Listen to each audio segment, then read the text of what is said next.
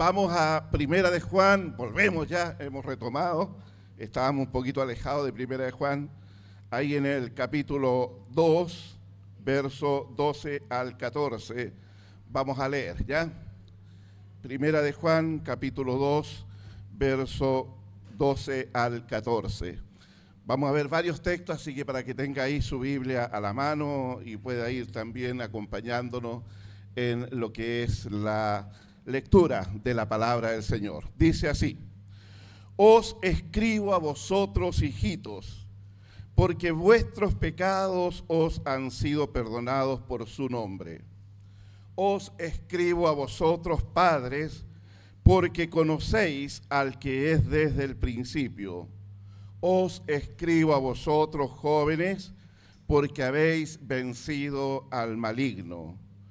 Os escribo a vosotros, hijitos, porque habéis conocido al Padre. Os he escrito a vosotros, padres, porque habéis conocido al que es desde el principio. Os he escrito a vosotros, jóvenes, porque sois fuertes y la palabra de Dios permanece en vosotros y habéis vencido al maligno. Hasta ahí vamos a leer la palabra. La vida cristiana como tal se caracteriza por el crecimiento espiritual de los creyentes desde el mismo momento de su nacimiento al reino de Dios. Se espera de que cada creyente desarrolle actitudes y conductas que van dejando de manifiesto el avance hacia lo que es la madurez y la estabilidad espiritual. Pablo lo ve como un reto permanente que debe acompañar la vida del creyente en todo su trayecto a través del transcurso de su vida total. Así lo ve Pablo. Mire lo que dice Filipenses capítulo 3, verso 12 al 14. No quiero decir que ya haya logrado estas cosas, ni que ya haya alcanzado la perfección. Aquí está hablando un hombre que lleva ya muchos años conociendo al Señor, sirviendo al Señor, predicando la palabra, fundando iglesias, un apóstol, un misionero cabal. Y él mismo dice, ya en la madurez de su vida con el Señor, no quiero decir que ya haya logrado estas cosas, ni que ya haya alcanzado la perfección, pero sigo adelante para hacer mía esa perfección para la cual primeramente Cristo me hizo suyo. No, amados hermanos, no lo he logrado, pero me concentro solo en esto. Olvido el pasado y fijo la mirada en lo que tengo por delante. Así avanzo hasta llegar al final de la carrera para recibir el premio celestial al cual Dios nos llama por medio de Cristo Jesús. ¿Ya? Entonces está hablando aquí de una constante, de algo que está ocurriendo permanentemente en su vida, que va avanzando hacia la perfección, hacia el crecimiento, hacia la madurez espiritual, hacia una mayor santidad de Dios en su vida, hacia una obediencia más perfecta para con el Señor. Cuando Pablo le escribe a los Corintios, ahí especialmente en el capítulo 3, se hace cargo con cierto grado de decepción al descubrir que muchos creyentes que ya llevaban tiempo en la iglesia aún mantienen conductas que revelan ausencia de crecimiento en ellos.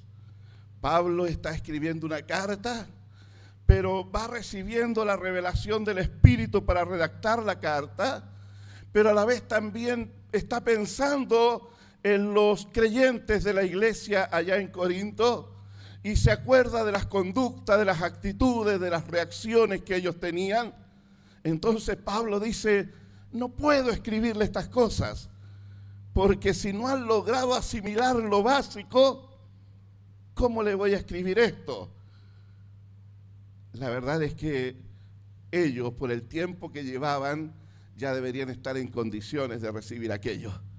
Pero Pablo no puede, y ellos dejan de manifiesto conductas y actitudes inmaduras, las cuales no deberían estar presentes por el tiempo que llevaban en el Señor. El escritor de Hebreos, ahí en el capítulo 5, verso 11 al 14, lo manifiesta con mucho mayor claridad, y dice así el texto bíblico. Nos gustaría decir mucho más sobre este tema, pero es difícil de explicar, sobre todo porque ustedes son torpes espiritualmente y tal parece que no escuchan. Hace tanto que ya son creyentes que ya deberían estar enseñando a otros. En cambio, necesitan que alguien vuelva a enseñarle las cosas básicas de la palabra de Dios.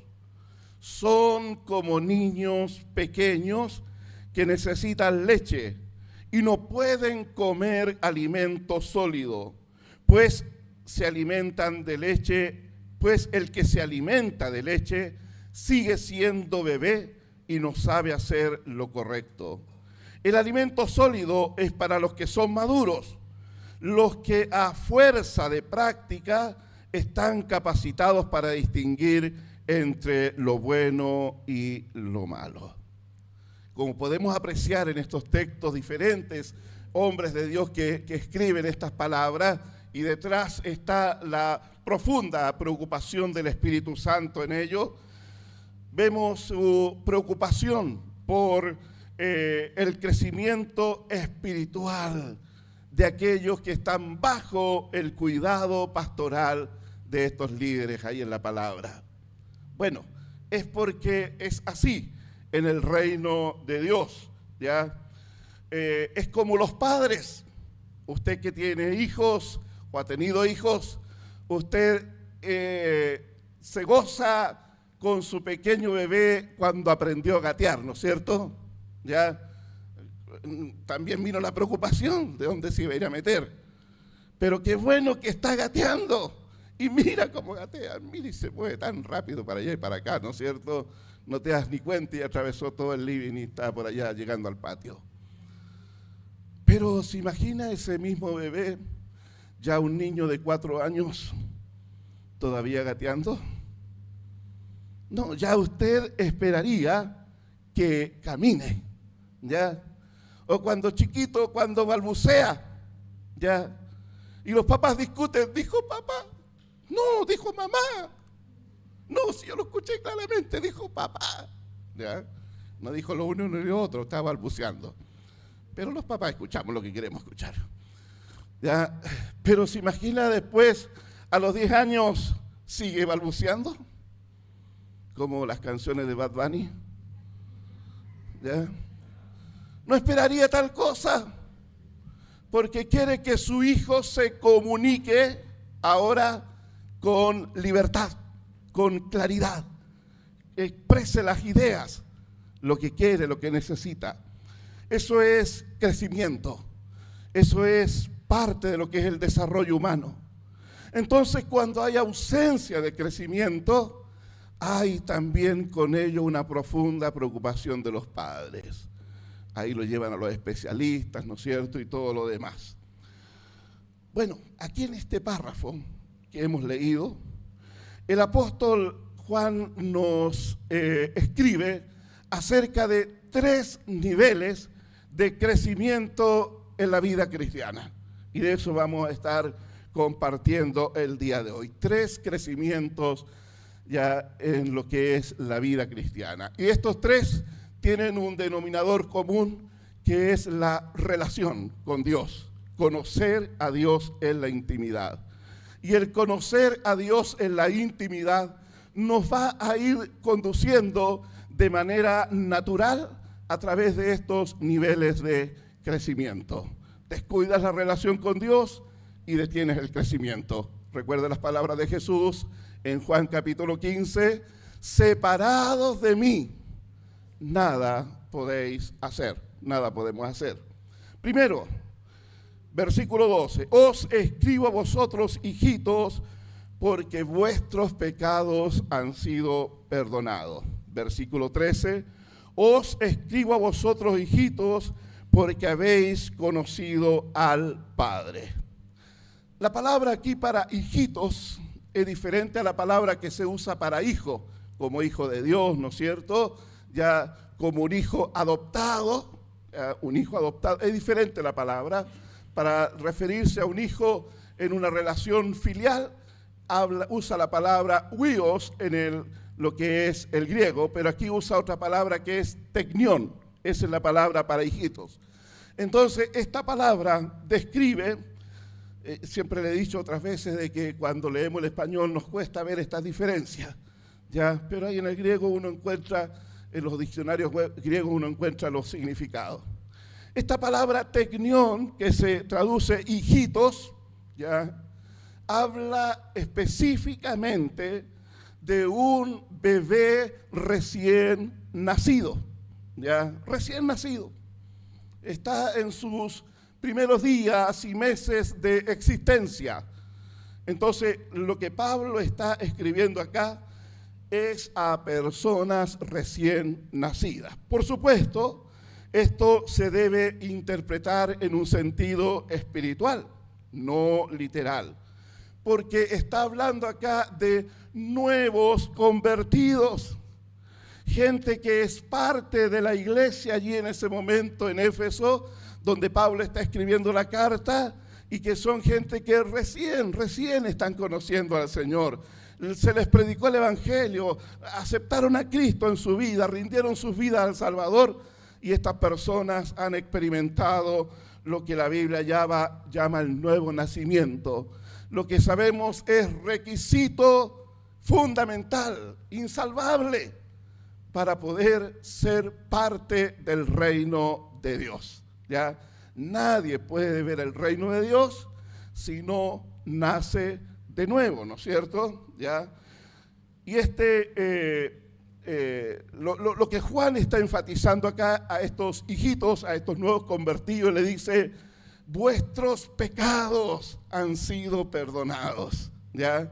El perdón es algo que Dios otorga en el momento mismo de la conversión, en el momento mismo cuando la persona se entrega a Jesús. No es un proceso progresivo, no es que me va perdonando de a poco. No, del momento que la persona se convierte, sus pecados le son perdonados. ¿Se acuerda del ladrón que estaba con Jesús en la cruz? Allí en la cruz vecina, y le dice, acuérdate de mí cuando estés en el reino. ¿Qué le dijo Jesús? De cierto te digo, hoy estarás conmigo en el paraíso. O sea, ese hombre expresó fe en Jesús allí en el final de su vida, y eso fue suficiente para que se le perdonaran todos los pecados. Y es así también en el día de hoy, porque el sacrificio de Cristo es un sacrificio efectivo para perdonar a todo el que cree, ¿ya? Entonces, este nacimiento espiritual es algo que solo Dios puede llevar a cabo. ¿Ya? A veces decimos, no, yo llevo años en la iglesia y mis hijos son cristianos. Bueno, si se convirtieron a Jesús, si nacieron de nuevo, son cristianos. ¿Ya? No tenemos nosotros hijos cristianos. ¿Ya? No damos a luz hijos cristianos nosotros. ¿Ya? Lo que tenemos que hacer responsablemente es enseñarle la palabra, es conducirlos a Cristo para que ellos se conviertan al Señor. En ese momento, cuando ellos se entregan a Jesús, ellos se convierten en cristianos. ¿Ya? Ahora, mire lo que dice 1 Juan 5:1, este mismo libro. Todo aquel que cree en Jesús, el Cristo, es nacido ¿de quién? De Dios, ¿ya? Es nacido de Dios. O sea, es lo que Jesús le dice, a Nicodemo. este nacimiento viene de arriba. Porque Nicodemo le dice, ¿cómo es posible que yo siendo viejo vuelva a entrar en el vientre de mi madre y nacer? Podía haber ocurrido eso 50 veces, pero de seguro Nicodemo no puede entrar al reino de Dios. Pero en el momento que cree en Jesús, esa noche que creyó en Jesús, Nicodemo experimentó el nuevo nacimiento de Dios. ¿Ya? Y eso es algo que cada ser humano tiene que tener claro en su experiencia personal. ¿Ya? Yo tengo que saber que en un momento de mi vida rendí mi vida a Jesús, puse mi corazón delante de Él y Él produjo en mí un nuevo nacimiento. Tengo que tenerlo claro, tengo que tener la certeza, la seguridad de que eso ha ocurrido en mi vida. ¿Ya? Porque es la forma como uno conoce al Señor, como dice Pablo o Juan aquí, es hijito, nuevo convertido, un nacido recién al reino de Dios. Entonces, para el nuevo convertido, si usted está recién dando sus pasos en el Señor, ya es de suma importancia que se integre a la iglesia y a las actividades para el crecimiento espiritual de su vida, ¿ya? Porque es un nacimiento espiritual. Va a necesitar la palabra, que es el alimento de Dios para nosotros. No solo de pan vivirá el hombre, ¿no es cierto? Sino de ¿qué? De toda palabra que sale de la boca de Dios. Y Jesús, que es la palabra encarnada, Él dijo, yo soy el verdadero maná que vino del cielo, ¿no es cierto? Entonces se necesita alimentar la vida, ¿ya? Que asista permanentemente a los cultos como estos. Si usted es nuevo convertido, tiene que estar, tiene que venir, tiene que recibir la palabra, tiene que aprender a adorar al Señor acá juntos. Tiene que participar en los talleres, seminarios que hacemos y en especial en la escuela de discípulos que comienza ahora nuevamente en marzo. Son instancias de crecimiento espiritual, de recibir, de conocer la palabra. También esperamos que el nuevo convertido busque la consejería bíblica para la dirección de su vida. Cuando uno viene a Jesús, se da cuenta que ha vivido de muchas formas equivocadas en el pasado. No todo es malo, pero ha vivido de una mala forma, ha tratado mal a los hijos, ha administrado mal la plata, se ha relacionado mal con las personas, y etcétera, ¿no es cierto? Por lo tanto, busque consejería bíblica para la dirección de su vida. Pida ayuda cuando deba tomar decisiones. Pregunte, no vamos a decidir por usted de ninguna manera. Ya, aquí no decidimos por la persona. Pastor, ¿qué auto me compro? Cómprese el que quiera, pues. Ya. ¿De qué color, pastor? El que más le gusta a usted, pues sí, no tiene que gustarme a mí. ¿Ya? Pero tomar decisiones, pero puede preguntar, ¿será bueno que pida un crédito para comprarme el auto? Esa es otra cosa, ¿se da cuenta? ¿Ya? ¿Será bueno que haga esta inversión? Entonces usted va a recibir consejería y ayuda para que después no esté literalmente con la soga al cuello en su economía. Ya, busque consejería para su matrimonio, pero consejería bíblica. Tengo un amigo en Santiago que cuando él se casó, su tío, un hombre de la feria allá en Santiago, trabajaba en la feria, su tío le dijo, te voy a dar un consejo, hijo, le dijo, para que tu matrimonio se afirme desde el primer día. Y literalmente le dice su tío a su sobrino, que se estaba casando ese día, le dice, esta noche, antes que consumes el matrimonio, dale una chanca a esa mujer de las que no se va a olvidar jamás quien manda en la casa. Y él dijo, menos mal que no lo hice, dijo, porque hubiese quedado sin matrimonio el primer día, dijo. Ya, ese consejo machista, mundano, no tiene nada de bíblico. ¿Ya? Entonces, la verdad es que busque consejo para su matrimonio, para su familia. Hay tantos mitos, tantas situaciones que afectan el buen desarrollo del matrimonio. La verdad es que necesitamos eso. Y así, etcétera, ya en el uso de finanzas y todo eso. Mire, escuche esto, el recién convertido ha tenido una experiencia en el nuevo nacimiento. El parto es dramático, ¿no es cierto? O sea, ese bebé que está 9 meses segurito allí en el vientre de su madre, de repente sale de allí, del vientre de la madre, y se encuentra con otra realidad. Es dramático el nacer, ese proceso a la vida.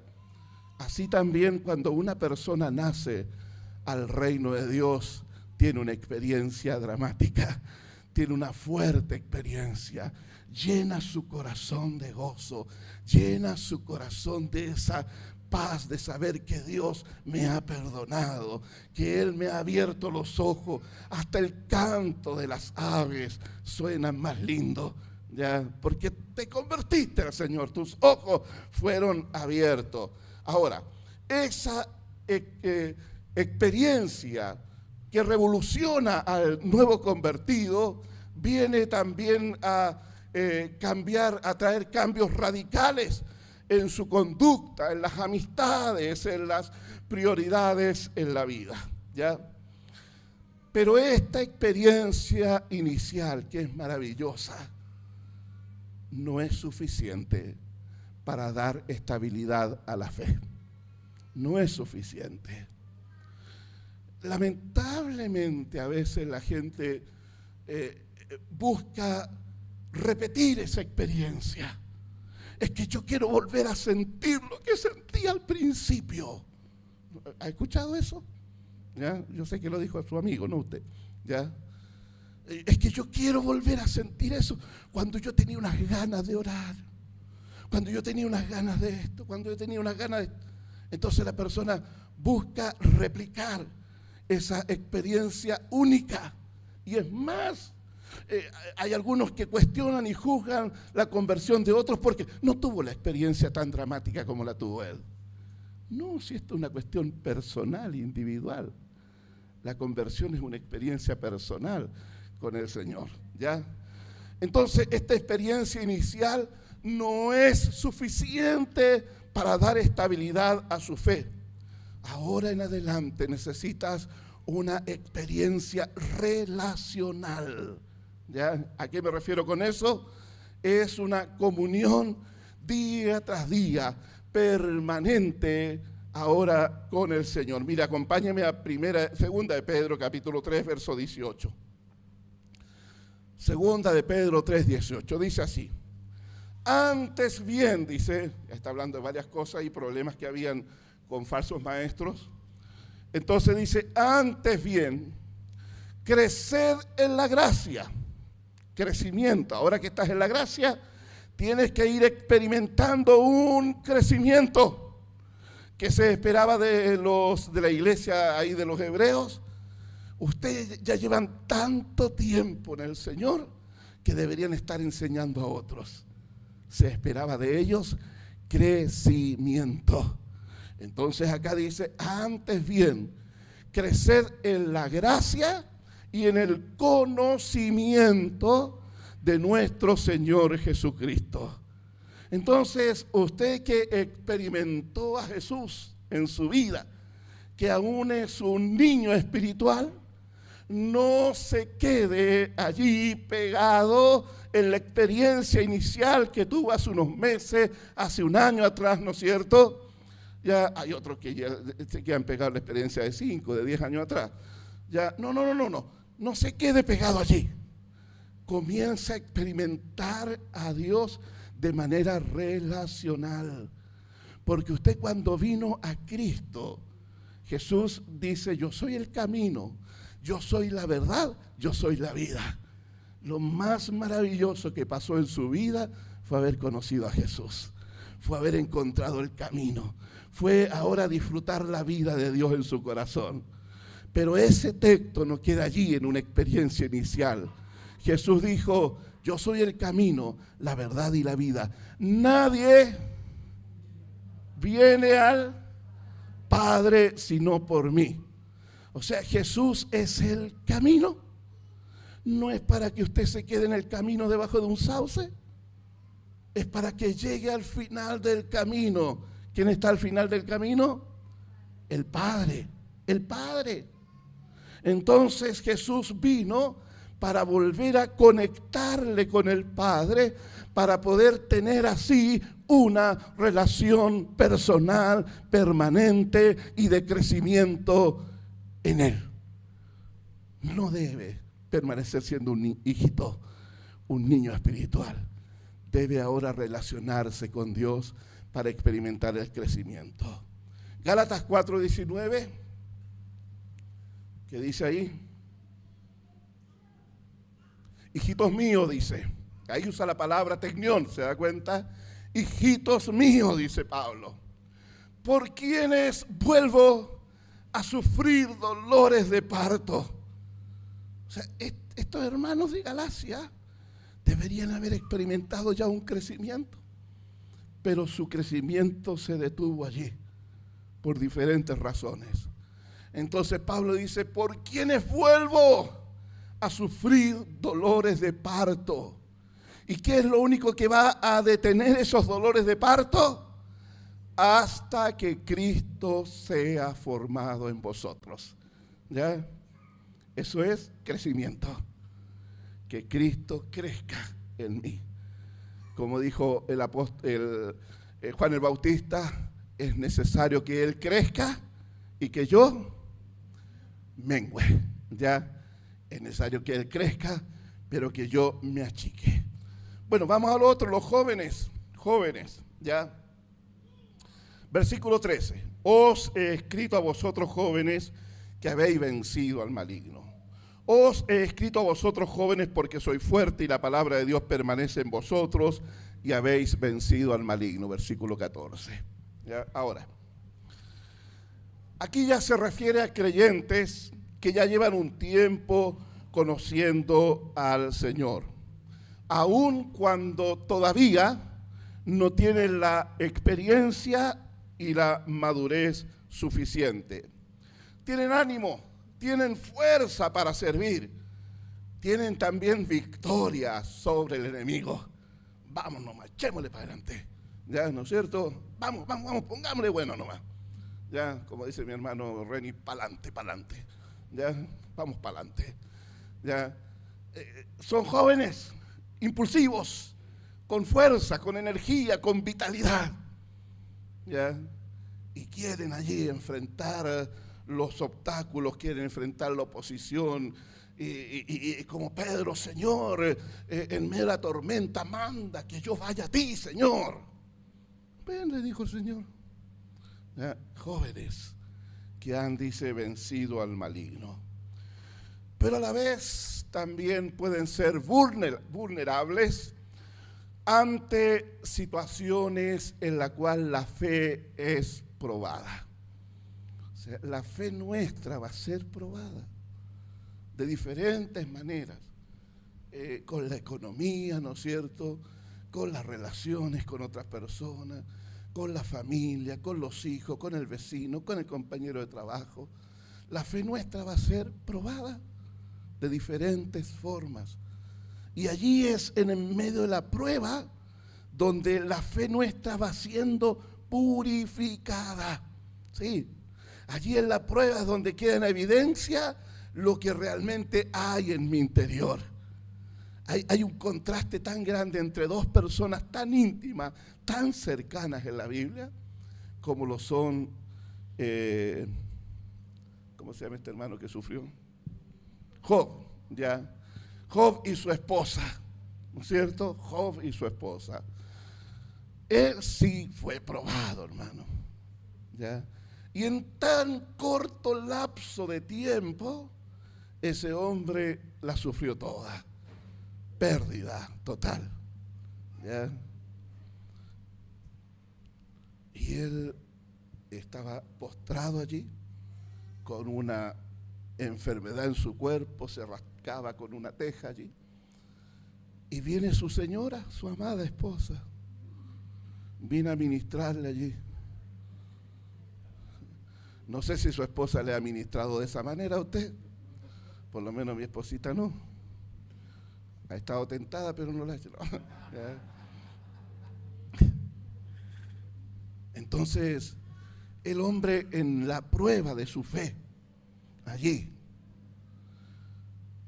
su esposa le dice: ¿aún retienes tu integridad?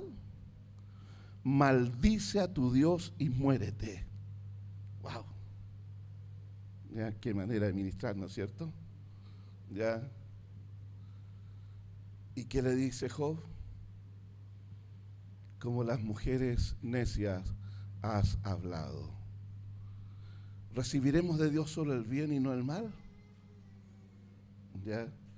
Entonces ahí vemos dos respuestas frente a la prueba de personas que estaban muy cercanas, muy cercanas.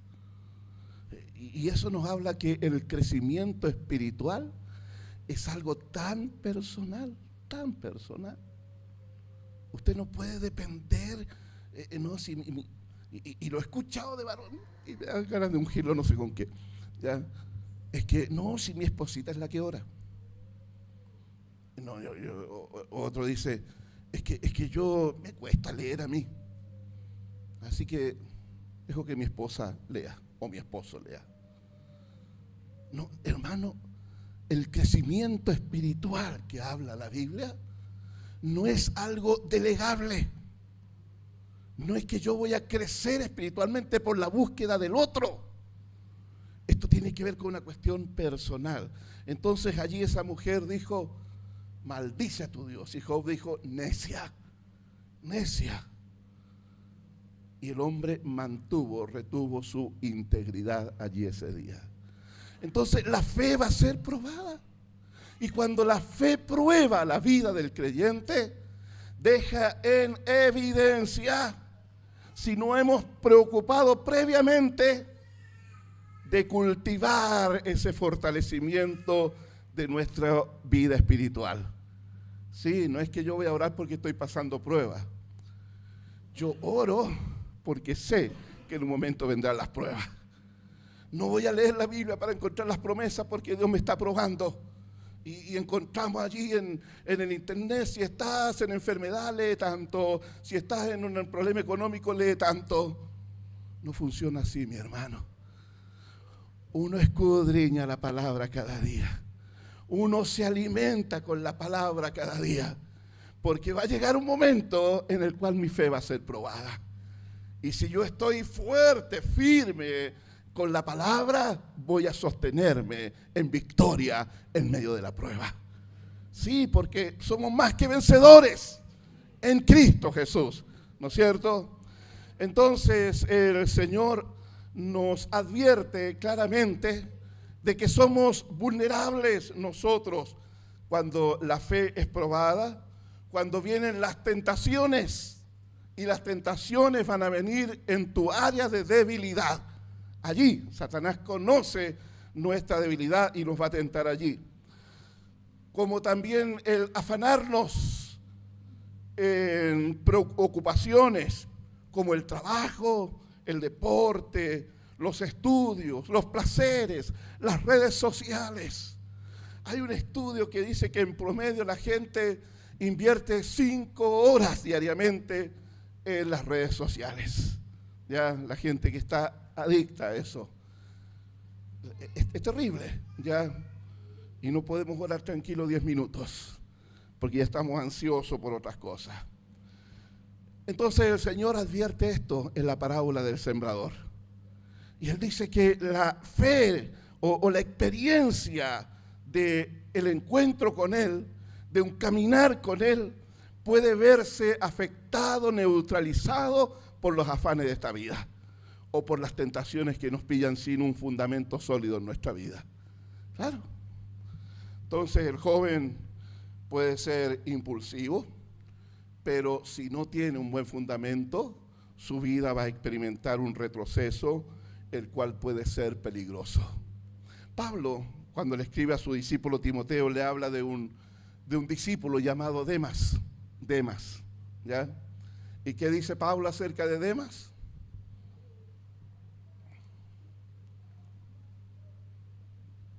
¿Qué dice acerca de Demas?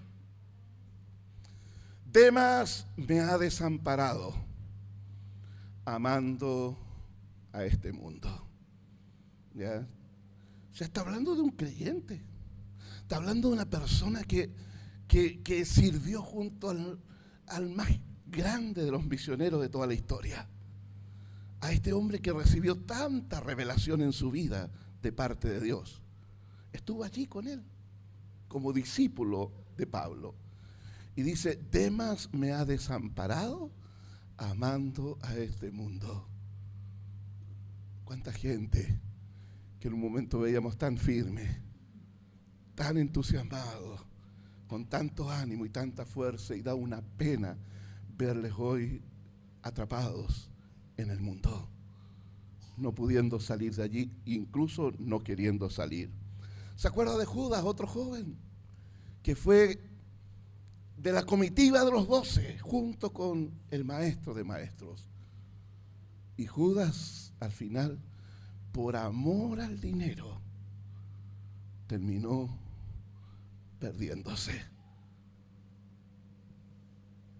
Otro más.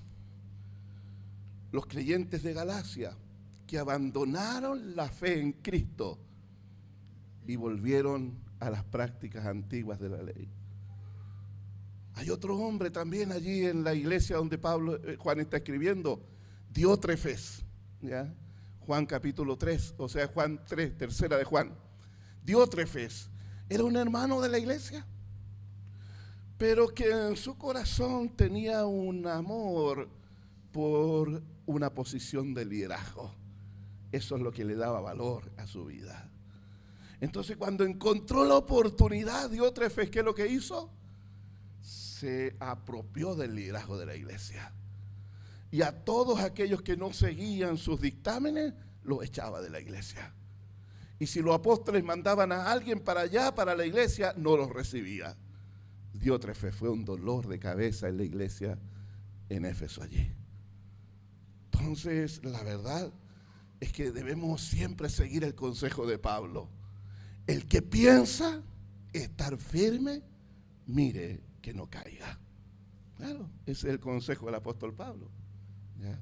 Ahora, el joven también puede ser impulsivo y no valorar el consejo de los mayores, lo cual le puede acarrear graves consecuencias. Que son exagerados.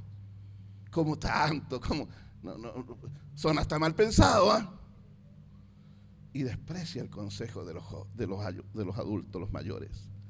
Hay dos ejemplos bíblicos que quiero citar. Uno es de Sansón, ¿no es cierto? Sansón comenzó a hacer cosas a escondidas de sus padres. Era un hombre llamado por Dios, bajo una unción de Dios para el servicio, pero él comenzó a hacer cosas escondidas de los padres. Cosas que él sabía que no tenía que hacer, que había un mandato explícito para eso, no hacer tal cosa. Bueno, para cortar la historia, llegó un momento cuando estaba en sus placeres, porque fue un hombre promiscuo también, estaba en sus placeres, y Dalila le dice: Sansón, los filisteos contra ti. Ella lo había engañado, lo había traicionado. Y Sansón, ¿qué dijo?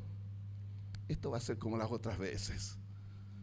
¿Ya? Porque tenía una fuerza descomunal el hombre. Ya no era así grandote como el Pedro, como el Felipe, sino que común y corriente. Y tenía una fuerza descomunal. Sansón, los filisteos contra ti. Ahí hay uno de los versículos más tristes de la Biblia. Y dice la palabra que cuando Sansón quiso soltarse de las ataduras en las cuales le habían amarrado, dice, pero no supo que Dios se había apartado de él. Es triste, ¿se da cuenta? Una persona que ve como la gracia de Dios se alarga y sigue haciendo lo malo. Pero ese día Dios dijo basta. Y Sansón fue llevado prisionero por los enemigos. fue el juguete, el hombre de Dios. Piensa en eso, el hombre de Dios. Era objeto de burla en manos de los enemigos. Le arrancaron ambos ojos, se los sacaron, quedó ciego y encadenado. Hay otro caso de Roboam. Dice la palabra que Roboam, ¿se acuerda quién era Roboam? ¿Quién era?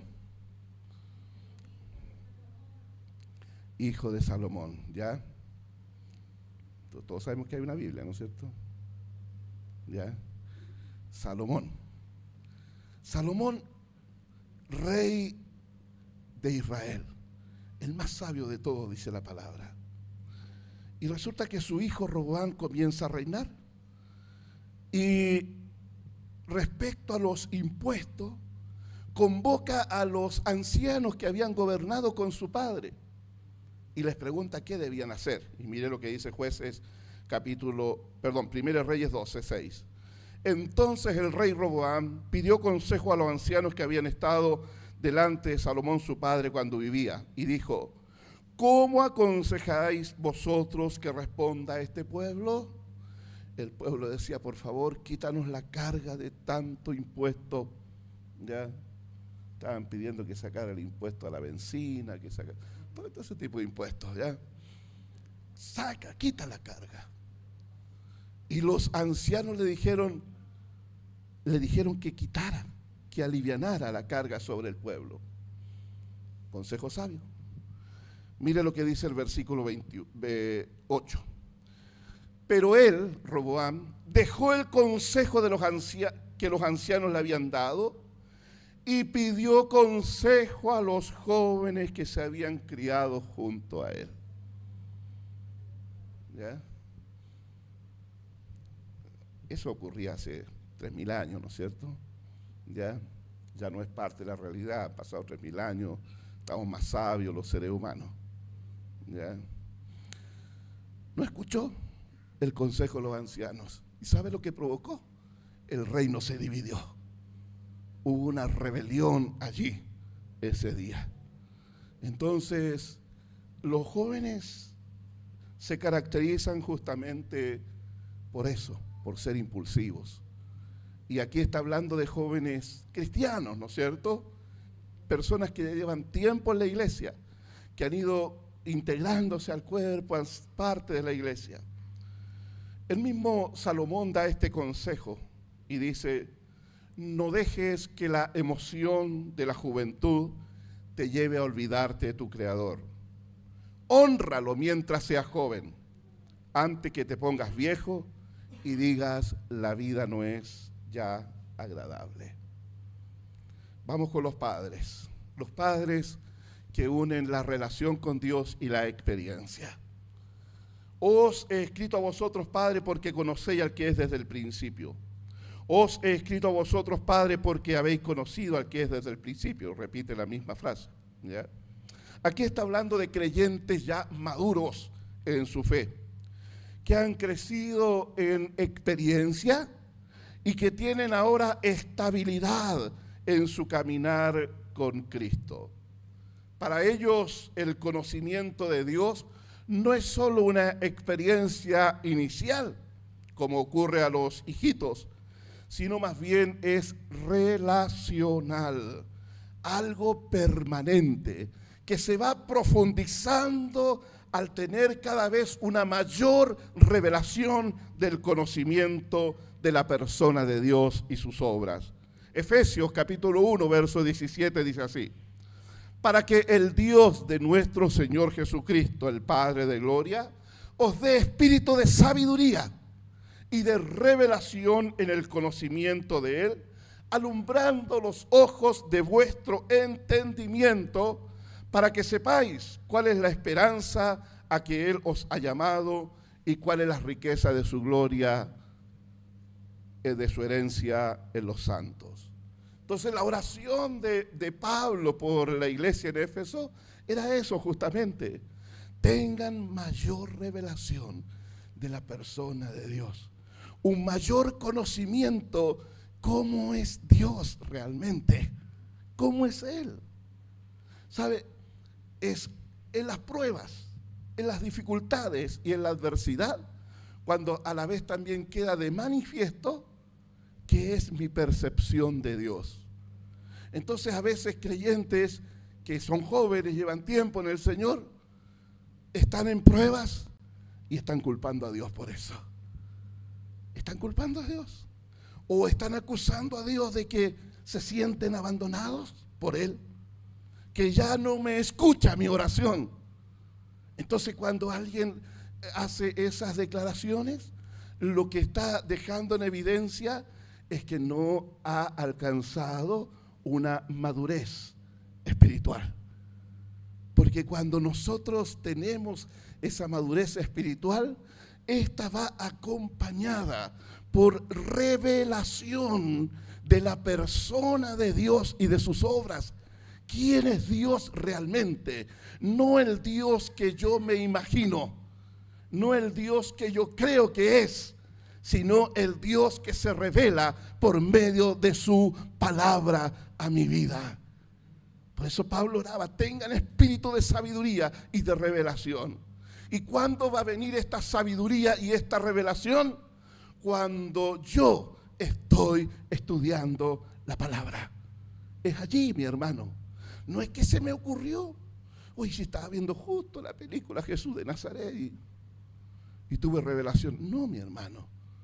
Es la palabra escrita, la cual fluye desde allí, iluminando el corazón del lector, del estudiante, del que escudriña la palabra. ¿Quiere usted tener revelación de Dios? Lea la palabra. ¿Quiere que Dios le hable? ¿No es cierto que queremos que Dios nos hable? No tiene que ir corriendo donde uno que dice ser profeta. Si quiere que Dios le hable, lea la palabra. Si quiere que Dios le hable de manera audible, ¿qué tiene que hacer? Leer la palabra en voz alta. Claro, pues, porque está leyendo las palabras de Dios ahí para usted, lo digo en serio. Ya, lea la palabra en voz alta y va a escuchar cómo Dios le va a estar hablando también a su corazón. Entonces, esta sabiduría, esta revelación viene por el conocimiento de la palabra.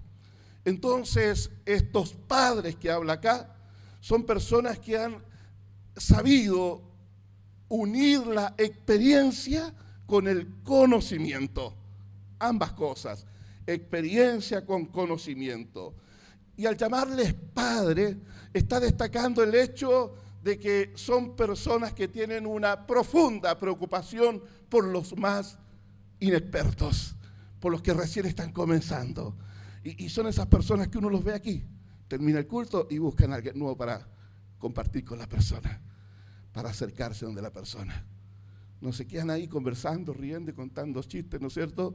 Sino que tienen una preocupación por el nuevo, porque quieren verlo crecer, porque tienen un corazón pastoral que se interesa por aquellos que recién están conociendo al Señor. Por eso la palabra padres, ya preocupado por los hijos. Son personas que tienen un buen manejo de la Escritura y que sus consejos van basados en la palabra de Dios, que junto con los años que tienen y la abundancia de palabra, los hace personas sabias para el aconsejar. ¿Ya? No, a mí me gusta hablar con esa persona porque tiene sabiduría. Ya puede haber sido una terrible persona antes de conocer a Jesús, pero ahora tiene sabiduría de lo alto, que viene de parte de Dios, porque tiene una vivencia de estabilidad espiritual y tiene abundancia de palabra y puede aconsejarme. ¿Sabe? Hay gente que dice, pero ¿cómo? Yo no tengo hijo y voy a aconsejar. ¿Sabe de quién recibimos los mejores consejos nosotros con mi esposa cuando recién estábamos empezando a criar? Fue de la hermana Wilma Cross. Nunca se casó, nunca tuvo hijos, tenía varios gatos, pero no hijos. Pero tenía palabra del Señor. Y esa hermana nos enseñaba y nos recomendaba libros que ella había leído, ¿no es cierto? ¿Para qué? Para que pudiésemos educar a nuestros hijos en el temor de Dios. Entonces, quien tiene un corazón de padre, y estoy hablando de hombres y mujeres, ¿no es cierto?, creyentes, maduros, con palabra de Dios, va a ser gente que va a tener un consejo de parte de Dios para otros. El apóstol Pablo no era casado y tiene tremendos consejos para el matrimonio. ¿Se da cuenta? Si usted se siente limitado para ministrar, es porque usted se ha impuesto esa limitación. Hay gente que necesita cuidados espirituales. Hay gente que necesita que tú te acerques, ores por ellos, le preguntes cómo está, lo animes a seguir adelante. Padres espirituales, ¿ya? Es lo que está aquí diciendo la palabra. Estas personas tienen estabilidad espiritual, ya no viven en altibajos en su relación con Dios y su compromiso con la iglesia local. Son constantes, son confiables, se les puede delegar responsabilidades. No permiten que los variados estados emocionales interfieran en su caminar en la fe. Son capaces de relacionarse con todas las personas sobre la base del amor ágape. ¿Se acuerda que hablamos del amor ágape? ¿Ya? Son capaces de relacionarse con todos. No hacen acepción de personas. No tienen un corazón abierto para algunos, mientras que otros los miran y no me cae muy bien. ¿Ya? Eso hace el niño e incluso el joven que todavía es inestable. Pero los que han alcanzado un grado de madurez en el Señor son personas que pueden relacionarse con todos a plena libertad. Son personas que continúan aprendiendo y creciendo en el Señor. Como Pablo dice en Filipenses 3, ni yo mismo pretendo haberlo alcanzado, sino que prosigo a la meta, sigo adelante a el premio del supremo llamamiento en Cristo. Termino con esto. Aun cuando se necesita tiempo para la madurez espiritual, esta no es resultado solamente del paso del tiempo. No porque una persona tenga bastantes años, ya haya pasado la barrera de los 50, significa que sea maduro. No es causa y efecto, no es así. Porque la verdad es que encontramos adultos reaccionando como niños, ¿no es cierto? Que no asumen sus responsabilidades de la vida adulta. No tienen la disposición a ser enseñados, se lo saben todo. ¿Ya? Están llenos de excusas, responsabilizando a los demás por sus faltas. Todos nos equivocamos, todos fallamos, pero una persona inmadura no va a asumir cuando se equivoca. Siempre va a haber otro que tiene la culpa. Pero también encontramos jóvenes que van madurando con normalidad, que son enseñables y que son confiables. No tienen experiencia como el adulto, como el padre, pero una hermosa disposición para aprender de los más experimentados, de los que ya han vivido la vida. Mi esposa siempre decía a nuestros hijos, a ver, ¿cuántos años tengo yo? Le decía. Tengo más que tú. ¿Ya? Tengo el doble más que tú. Así que he vivido más que tú, le decía. Así que ¿para qué? Para que la escucharan. Y esa es la verdad. Si los años nos van dando también una experiencia, los años también van ayudándonos a apreciar las cosas de la vida de una manera diferente.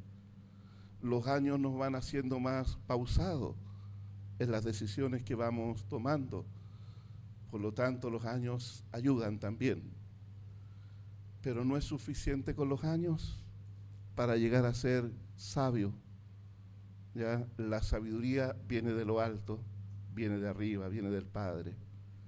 Y acompañemos los años, nutramos los años con la palabra del Señor, con el conocimiento de la palabra de Dios.